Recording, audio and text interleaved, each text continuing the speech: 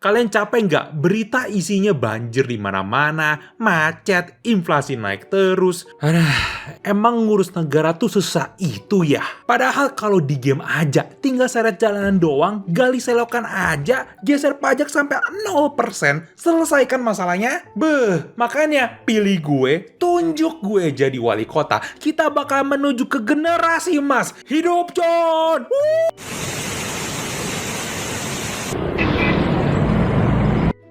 Mungkin nggak segampang itu kali ya. Jadi ya, di game City sekarang tuh hampir mirip kayak Teotown. Cuman, yang bikin bedanya, versinya lebih HD. Sama semua rakyatnya bisa kuci Yosei no Jutsu mobil. Termasuk anak kecilnya juga. Wah, nggak butuh SIM. Dan juga mainnya pakai mod atau plugin sama DLC-nya. Awal-awal mulai game ya, gue cari dulu tempat yang wilayah deket pantai sama banyak sumber daya alamnya. Biar sumber profitnya makin banyak juga. Gue ketemu tempatnya dan namain wilayah desa Konoha. Dan target gue mau bikin kota gue sampai ada 100.000 rakyat. Strategi gue di hari pertama, gue mau buatin kota gue pakai pajak yang sekecil-kecil mungkin. Palingan nih 5% aja dah, buat semua zona pajak tanahnya. Tujuannya, biar makin banyak orang-orang kepengen tinggal di kota gua. Tapi, yang mereka nggak bakalan tahu tuh, nanti ke depannya pelan-pelan gua bakal naikin sampai 10%. Dan kalau ya udah butuh dana darurat, tinggal gue naikin lebih tinggi lagi aja. Terus buat sumber air minuman mereka, gue nggak bakalan buatin air tawar ginian. Gara-gara di mata gue, nih benda yang pakai cuma buat orang cupu doang. Mendingan gue sedot aja air yang ada di sungai, lalu gue buangin lagi aja ke sungai. Kalau rakyat gue kena penyakit bakteri E. coli, tipes, nah ada namanya rumah sakit. Dan harusnya bakalan profit. Terutama yang sakit tuh anak kecil. Pasti tuh orang tua bakal keluarin biaya lebih banyak lagi. Di hari kelima, desa Konoha udah mulai ada yang hidup. Profit mulai makin menaik. Para entrepreneur ngelihat ada potensi sama masa depan di desa Konoha. Dan juga ada banyak orang kesakitan di sana. Ya, gue kacangin aja lah sama hal kayak gituan. Nanti juga sembuh sendiri. Next, gue pengen tambahin infrastruktur lebih banyak lagi. Demi masa depan lebih cerah sekaligus bikin rakyat seneng sama tindakan gue. Lihat nih, gue bangun satu sekolahan.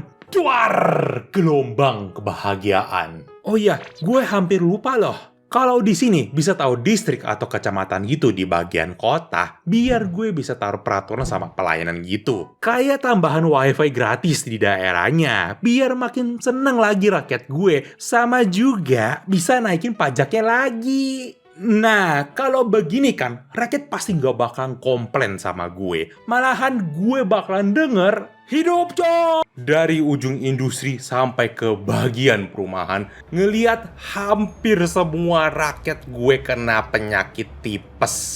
Sama ekonomi gue tiba-tiba turun karena orang kesakitan tuh kebanyakan. Sampai semua ruangan rumah sakit tuh kepenuhan pasien. Dari sini gue langsung naikin pajak sampai 2% dan kurangin biaya perbaikan jalanan. Biar gue punya alasan kumpulin dana buat ngeperbaikin sistem pembuangan airnya. Untungnya di hari 12 selesai juga air kotornya. Sekarang tinggal ditungguin aja penyakitnya. Nanti juga hilang. Kalau buat orang-orang yang udah meninggal, tinggal ditungguin lagi aja. Nanti juga ada yang bisa gantiin kerjaan mereka sama pajaknya.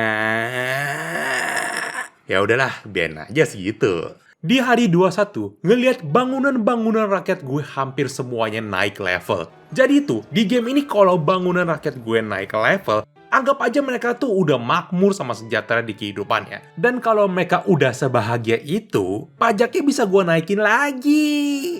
Tetapi, gue ngelihat ada satu orang tuh gak seneng gitu sama kehidupannya. Panggil aja dia si Dodo. Si Dodo tuh selalu ngestak mulu di level 1. Padahal dia apa-apa minta mulu kerjaannya. Dia minta diobatin, gue kasih rumah sakit. Dia bilangnya, daerah lingkungan rumah kita banyak malingnya sama orang coret-coret di mana-mana. Tolong bantuannya, berikan jumlah polisi lebih banyak. gue naikin gaji polisinya. Listriknya pada molo nih. Si John gimana kerjaannya dah? Hasil lulusan ijazahnya beneran gak tuh? Nih si Dodo ya.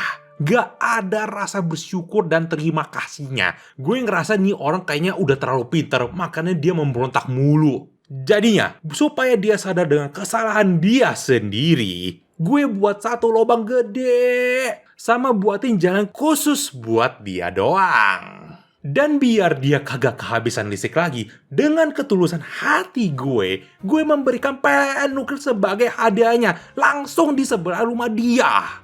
Plus, gue kurangin nih bayaran pajaknya, cuman buat lo doang. Bah, kurang baik apa lagi sih John? Besoknya, di hari 38, gue nggak tahu kenapa populasi rakyat gue tiba-tiba meledak. Dan gue dapat penghargaan gara-gara populasi rakyat gue udah nyentuh 36.000. Desa Konoha gue udah berubah jadi kota Konoha. Di hari 50, jalan Konoha macetnya ada di mana-mana. Sampai rakyat gue tiba-tiba hilang di jalanan. Sama SDM yang pintar kayak si Dodo gitu makin banyak. Kalau begini terus, gue takut nanti mulai ada yang demo. Ini gimana ya? Ditambah lagi butuh kembangin populasi sampai 100.000 rakyat. Dan gue kepikiran satu ide. Kenapa enggak gue buat aja wilayah zona baru yang lebih besar, terus buatin jalur jalanannya lebih gede lagi. Harusnya gak bakalan bisa macet lagi, plus nambahin juga lebih banyak penduduknya. Terus gue namain ide Konoha Emas 2045. Tapi gue baru keinget, masalah SDM-nya gak bakalan selesai kalau pakai cara ginian doang. Juga, gue ngerasa kayaknya butuh pemasukan dana jauh lebih banyak lagi. Dan itu baru ngemulai bangunin jalanannya doang. Jadinya, gimana cara dapetin uang yang lebih banyak lagi sama selesain masalah SDM-nya juga. Dan pas ngecek biaya pengeluarannya, biaya sekolahnya besar banget sampai 200%. Itu udah 2 kali lipat dari gabungan biaya jalanan sama rumah sakit gue di kota gua. Jadinya, buat selesain masalahnya dan sekaligus menciptakan Konoha Emas, gue turunin biaya sekolah sampai 30%. Nanti kalau ada yang nanya, Pak John, kenapa biaya sekolahannya diturunin? Nanti kan orang-orang jadi kesusahan cari kerjaan. gak apa-apa, nanti gue bakalan buatin lapangan pekerjaan yang jauh lebih banyak buat kedepannya.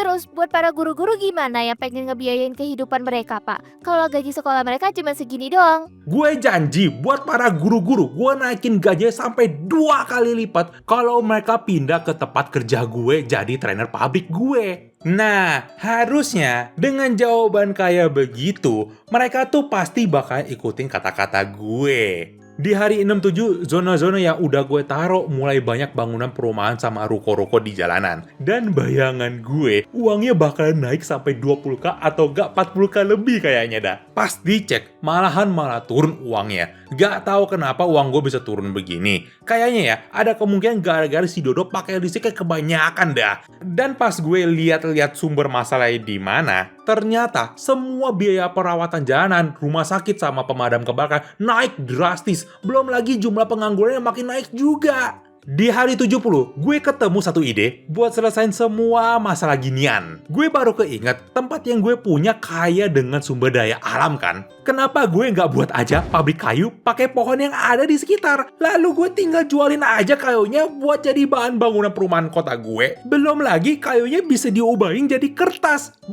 Profit guys! Dan supaya hutannya gak gundul sama gak diomelin sama rakyat sendiri, gue buat satu program reboisasi pakai pohon sawit. Percaya dah sama gue, gak bakal ada namanya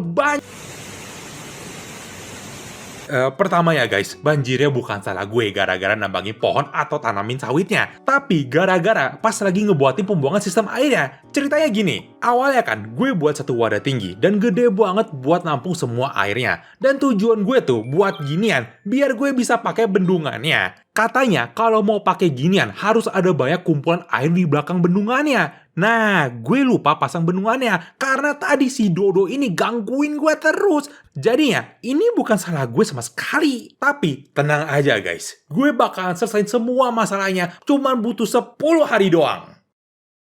Mohon maaf, kotanya sudah tidak bisa diselamatkan lagi. Gue sudah berusaha semaksimal mungkin. Tapi semua perumahan yang udah gue pasangin tembok tetap kemasukan air.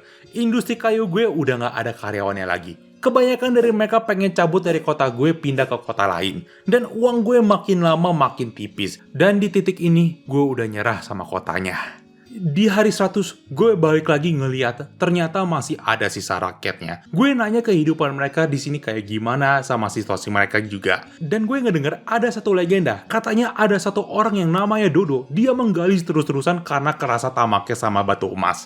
Malahan yang dia dapatin bukan emas, tapi air keluar muncrat terus gak pernah berhenti-henti. Sampai satu kota kebanjiran gara-gara ulahnya dia. Makanya dinamai Danau Dodo.